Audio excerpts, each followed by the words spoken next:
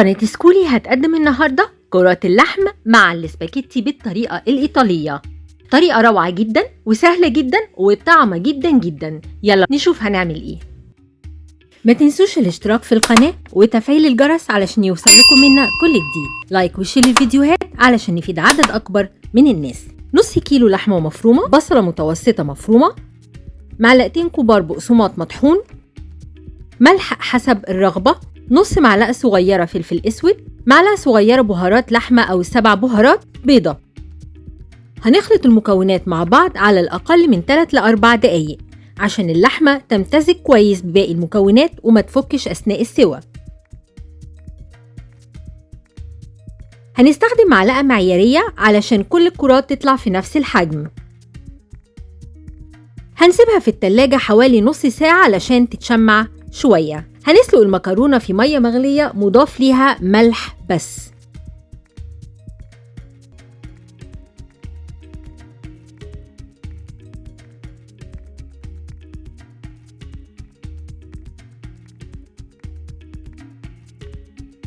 هنشيل نص كوباية من مية السلق على جنب قبل ما نصفي المكرونة.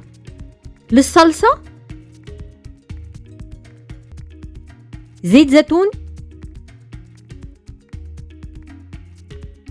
بصلة متوسطة مفرومة، فلفل اسود، معلقة صغيرة من الثوم المفروم، معلقة كبيرة صلصة الطماطم، كوباية من عصير الطماطم. نظبط الملح، بهارات ميكس أو ال7 بهارات، زعتر ناشف. بعد ما الصلصة تغلي هنغطيها ونسيبها تتسبك حوالي ربع ساعة على نار هادية. هنضيف حوالي ربع كوباية من مية سلق المكرونة اللي شلناها على جنب.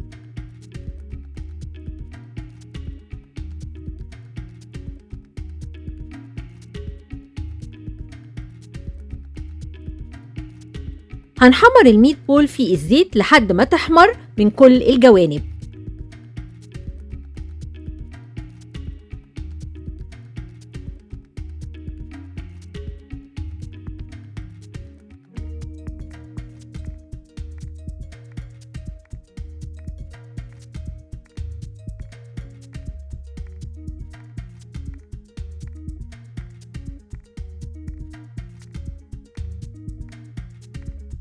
هنقلب المكرونة في نفس الطاسة اللي حمرنا فيها كرات اللحم علشان تاخد من نفس الطعم بتاعهم.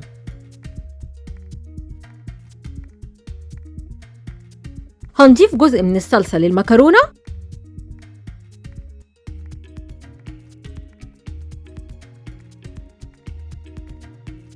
هنضيف كرات اللحم لباقي الصلصة ونسيبها تستوي فيها حوالي ربع ساعة.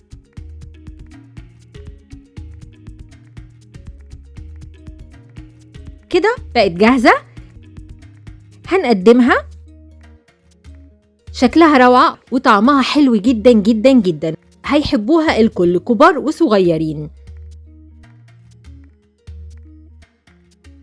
هتنفعك في العزومات وفي التجمعات وكمان في الأيام العادية. وألف هنا.